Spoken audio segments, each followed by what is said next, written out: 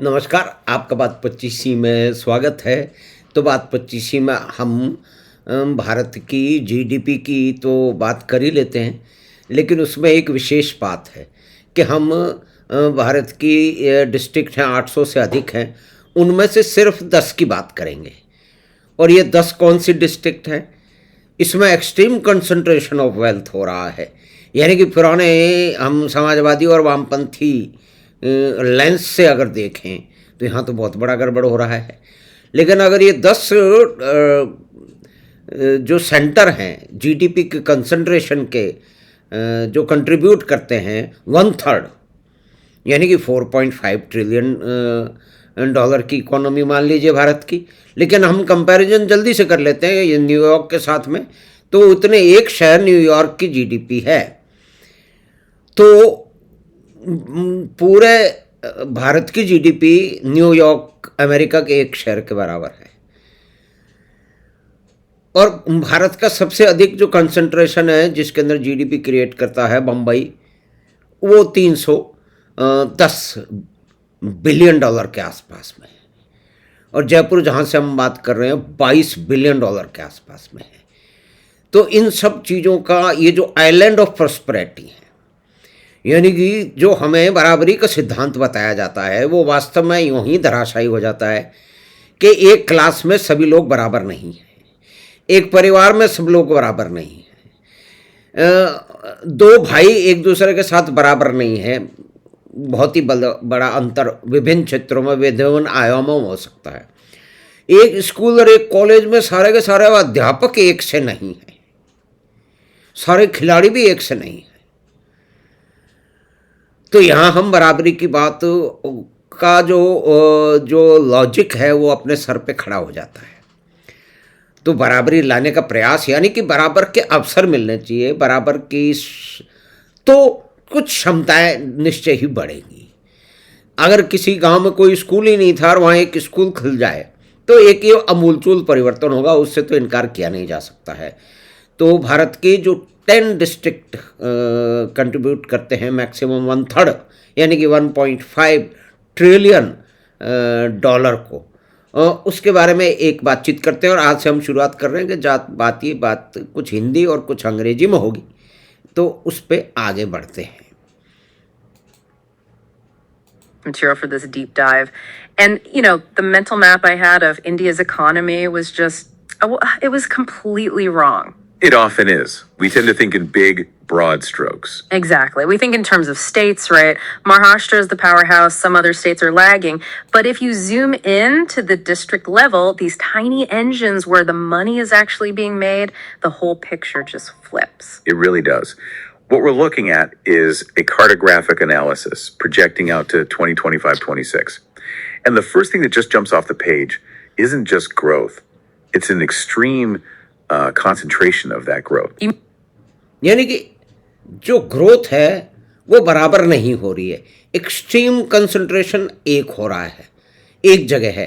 यहाँ हम ऐसे भी समझ सकते हैं कि एक क्लास में एक छात्र या 2 या 3 छात्र 90-95% से अधिक नंबर ला रहे हैं। तो ये उसी तरह की बात है।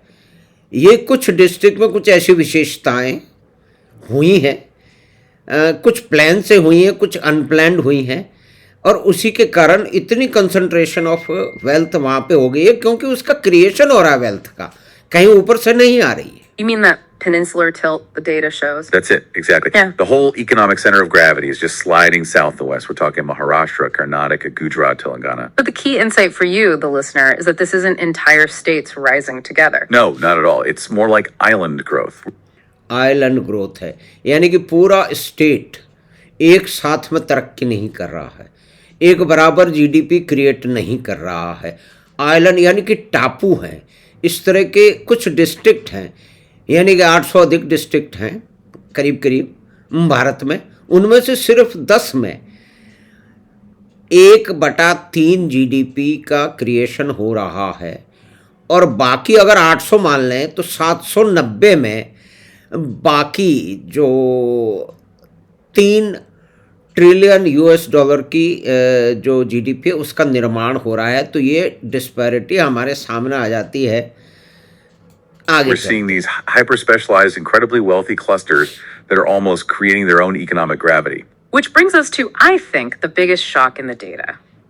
If I asked you to name the number one district for projected per capita income, basically the wealthiest place per person, you'd probably say South Mumbai. लेकिन ऐसा है नहीं। बम्बई सबसे अधिक कंट्रीब्यूट करता है जीडीपी में, 310 बिलियन डॉलर के, लेकिन पर कैपिटा के हिसाब से बम्बई आगे नहीं है। ये एक समझने की बात है।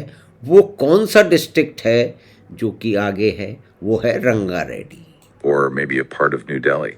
And, well, you'd be wrong.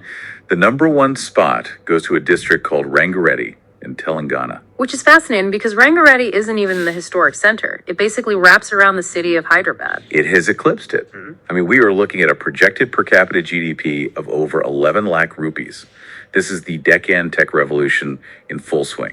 So this is HI Tech City, Genome Valley. It's all of it. The country's highest concentration of IT, biotech, pharmaceuticals, all packed into one highest concentration Rangareddy में है, जिसका नाम भी बहुत सारे लोगों को शायद मालूम नहीं होगा। अगर नाम मालूम होगा तो कम से कम ये तो शायद ही कुछ लोगों को मालूम होगा कि इस देश में सबसे अधिक पर कैपिटा जीडीपी जिस डिस्ट्रिक्ट की है उसका नाम रंगारेड्डी है। और क्यों है? क्योंकि वहाँ पे जितने भी मॉडर्न, जो कि नवीनतम, जो कि व्यापार में और टेक्नोलॉजी में कार्य हो रहे हैं, फार्मास्यूटिकल हो, आईटी हो, उससे रिलेटेड सर्विसेज हों, वो सारे के सारे वहीं पे उनका घनत्व ज़्यादा है। उसी लिए वो देश में सबसे आगे है पर कैपिटा जीडीपी के हिसाब से। administrative bucket.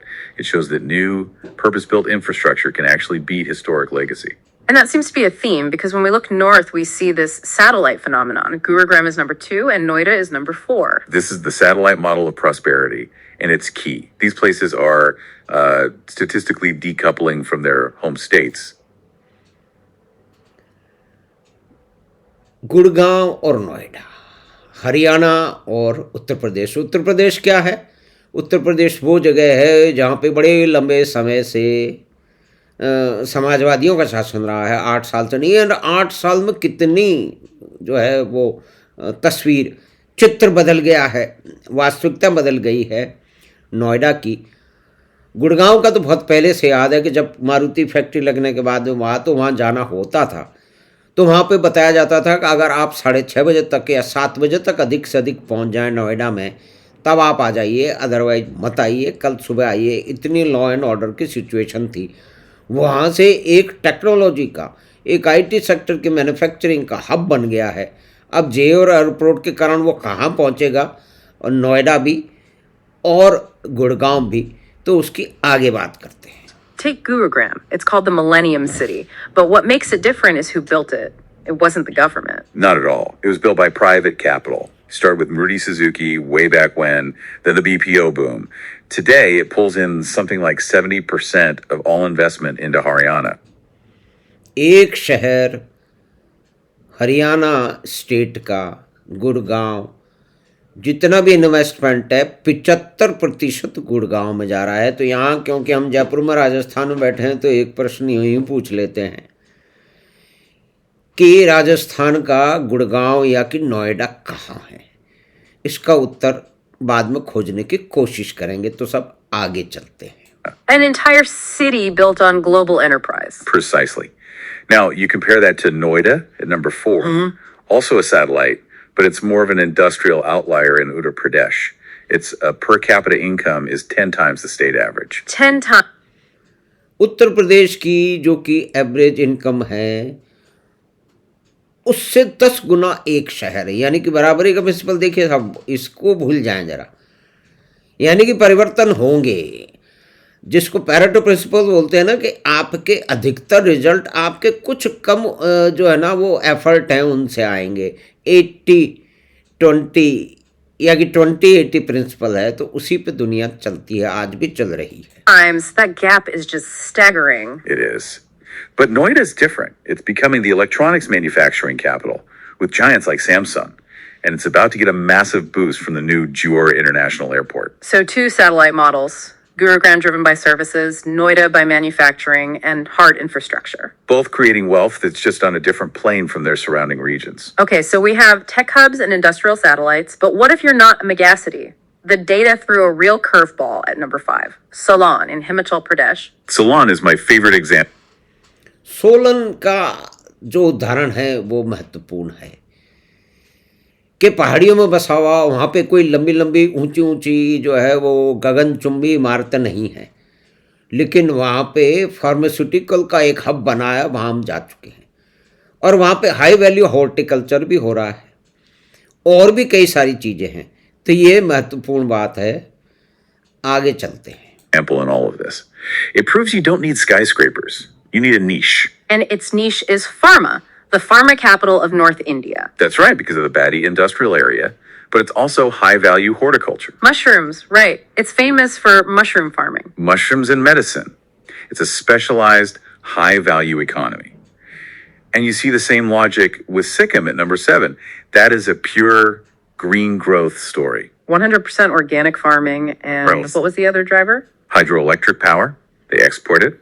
It shows that leveraging your local geography sustainably can actually pay off, and pay off big. But we have to talk about the paradox here. We've gone this far, and we've barely mentioned Mumbai. It's sitting down at number 9 in this per capita ranking.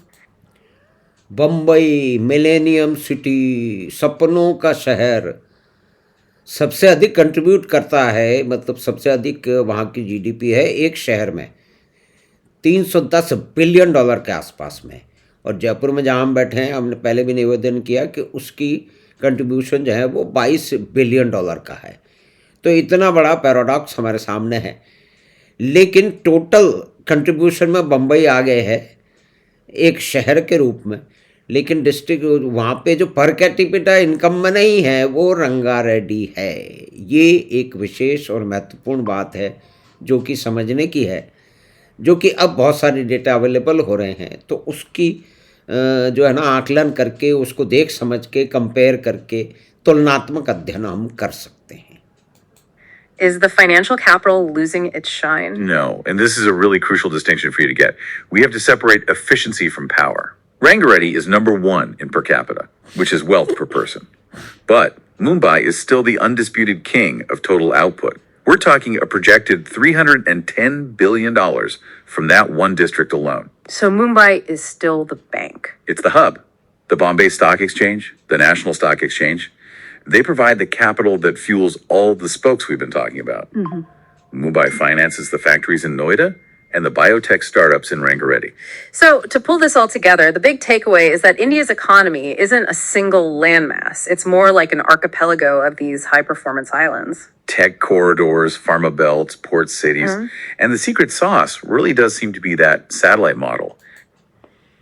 तो भारत की जो आर्थिक परिस्थिति है, उसकी जो growth है, उसके जो इंजन है, जो मेन ड्राइवर है, पावरफुल इंजन है, वो कुछ डिस्ट्रिक्ट में है। तो लिंकेज जो है इसमें, बम्बई सबसे अधिक फाइनेंशियल में आगे है।